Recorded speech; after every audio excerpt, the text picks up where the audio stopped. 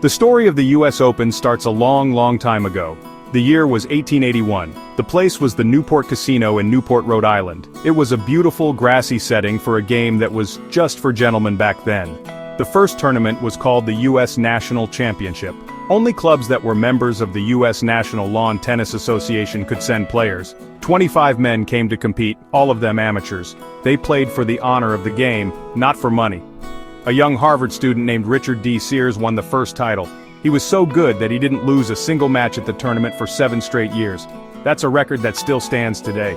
It didn't take long for the tournament to grow. Women wanted to play too. In 1887, the first official U.S. Women's National Singles Championship was held. It took place at the Philadelphia Cricket Club. A 17-year-old from Staten Island, Ellen Hansell, became the first women's champion. Soon after, other events joined the schedule. Men's doubles started in the very first year, 1881. Women's doubles began in 1889, and mixed doubles, where men and women play together, started in 1892. The tournament was becoming a bigger and more inclusive event, setting the stage for what it would become. It was slowly but surely expanding its reach and its appeal. By the early 20th century, tennis was exploding in popularity. The tournament needed a bigger home. In 1915, the men's event moved to the West Side Tennis Club in Forest Hills, Queens. This was a huge step. Forest Hills became the iconic home of American tennis for decades. The 1920s and 30s were a golden age filled with incredible stars. A player named Bill Tilden dominated the men's game. He was a powerful and dramatic figure who won 7 U.S. titles. On the women's side, Helen Wills Moody was nearly unbeatable, capturing 7 championships of her own. This era was defined by its larger-than-life champions and the growing crowds who came to watch them. The tournament continued to flourish at Forest Hills through the mid-century. Legends like Don Budge made history here. In 1938, he became the first person ever to win all 4 major tennis tournaments in a single year. This incredible achievement was called the Grand Slam. The crowds grew larger, the radio broadcasts brought the matches to the nation, and the U.S. National Championship became a major sporting event. But there was a big rule that separated the players. You could only compete if you were an amateur, which meant you couldn't be paid to play tennis. This rule was about to face a major challenge, one that would change the sport forever. Everything changed in 1968. That was the year the Open era began. It was a revolutionary idea. For the first time, professional players were allowed to compete alongside amateurs in the major tournaments.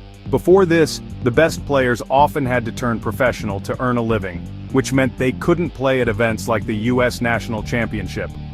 The Open era brought all the top players together in one place. The tournament was renamed the U.S. Open to reflect this new inclusive spirit. The first U.S. Open champion was a man named Arthur Ashe, who won while still technically an amateur in the U.S. Army. He was also the first African-American man to win the title. This new era brought new energy, but it also highlighted some old problems. One of the biggest was the issue of pay. Men and women were not treated equally. The prize money for the male champion was much higher than for the female champion. A true trailblazer named Billie Jean King decided this was not fair. She was a brilliant player and a powerful voice for change. King believed that female athletes deserved the same respect and the same opportunities as men. She campaigned tirelessly, arguing that the value of the women's game was just as high as the men's. Her fight was about more than just money, it was about equality. The turning point came in 1973. Thanks to the relentless efforts of Billie Jean King and others, the U.S. Open made a historic decision. It became the first of the 4 major tournaments to offer equal prize money to its men's and women's champions. That year, John Newcombe and Margaret Court each received a check for $25,000 for their victories. This was a landmark moment not just for tennis, but for all of women's sports. It sent a powerful message around the world that female athletes deserve to be compensated fairly for their incredible skill and hard work. The U.S. Open positioned itself as a leader in progress and social change. The importance of this decision cannot be overstated. It set a new standard for professional tennis. While other major tournaments would take many years to follow suit, the U.S. Open led the way. Billie Jean King's victory was monumental. Just a few weeks after the 1973 tournament, she participated in the famous Battle of the Sexes match against Bobby Riggs. Her win in that match further cemented the importance of women's tennis in the public eye. The US Open's commitment to equality became a core part of its identity, a legacy that continues to define the tournament and inspire new generations of athletes to this day. It proved that a sporting event could also be a powerful force for good. As the Open era charged forward, the tournament's popularity soared to new heights. The cozy confines of the Westside Tennis Club in Forest Hills could no longer handle the massive crowds and media attention. A new, bigger, and more modern home was needed. In 1978, the US Open made another historic move, this time to a custom-built facility in Flushing Meadows, Corona Park, Queens. The new site was named the USTA National Tennis Center.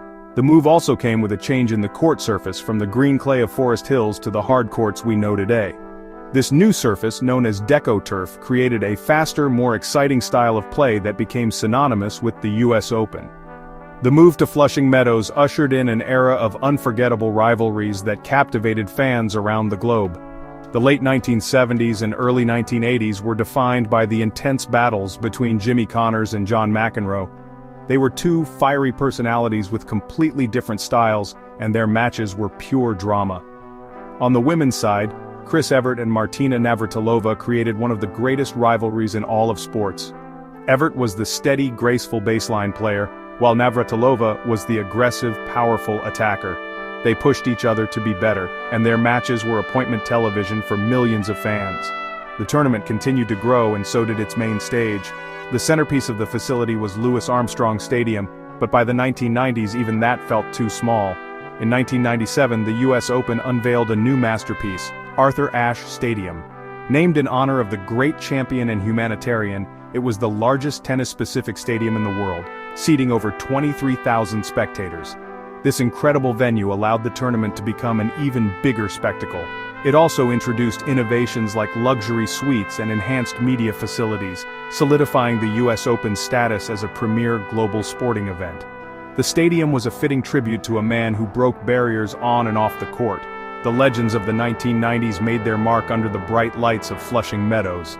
Players like Pete Sampras and Andre Agassi carried the torch for American men's tennis. Their rivalry was a classic clash of styles, with Sampras's powerful serve and volley game against Agassi's incredible return of serve and baseline prowess. On the women's side, Steffi Graf and Monica Seles thrilled audiences with their powerful games, setting the stage for the next generation of superstars. The move to Flushing Meadows and the opening of Arthur Ashe Stadium cemented the US Open's identity as big, loud, and exciting, a true reflection of its New York City home. The 21st century has seen the US Open become a global phenomenon, defined by a new generation of tennis royalty. For nearly 2 decades, the men's game was dominated by the Big Three: Roger Federer, Rafael Nadal, and Novak Djokovic. Federer's 5 consecutive titles from 2004 to 2008 remain a benchmark of excellence. Nadal and Djokovic also claimed multiple titles, their epic clashes becoming legendary. On the women's side, Serena Williams established herself as the greatest of all time, winning 6 US Open titles and captivating the home crowd year after year. Her power and determination inspired millions, creating unforgettable moments on the court that is now named after Arthur Ashe. The tournament has also become a stage for dramatic and inspiring news stories. In 2021, the world watched in awe as 2 teenagers, Emma Raducanu and Leylah Fernandez, made an improbable run to the final. Raducanu, an 18-year-old qualifier, won the title without dropping a single set, a feat that seemed impossible. More recently, new stars like Carlos Alcaraz and Coco Gauff have captured the world's imagination. Alcaraz's thrilling victory in 2022 and Gauff's emotional home country triumph in 2023 signaled a changing of the guard. The US Open continues to be the place where legends are celebrated and new champions are born, keeping the tournament exciting and unpredictable. The US Open has always been a leader in innovation. It was the first major to introduce night sessions in 1975, creating a unique electric atmosphere that is now a tournament trademark. The bright lights, the loud crowds, and the energy of New York City combined to make these matches incredibly special. The tournament was also at the forefront of using technology to ensure fairness. It was the first Grand Slam to implement the Hawkeye electronic line calling system on all competition courts, giving players the ability to challenge close calls. These innovations have helped make the event more entertaining and more just for the athletes. From its humble start on the lawns of Newport in 1881 to the global spectacle it is in 2025, the US Open has a special place in the world of sports. It's more than just a tennis tournament, it's a celebration of toughness, diversity, and entertainment. The loud, passionate New York crowd gives it an energy unlike any other major. It's a tournament of firsts, the first to welcome professionals in the Open era, the first to offer equal prize money, the first to use Hawkeye. The US Open's legacy is one of breaking barriers and pushing the sport forward.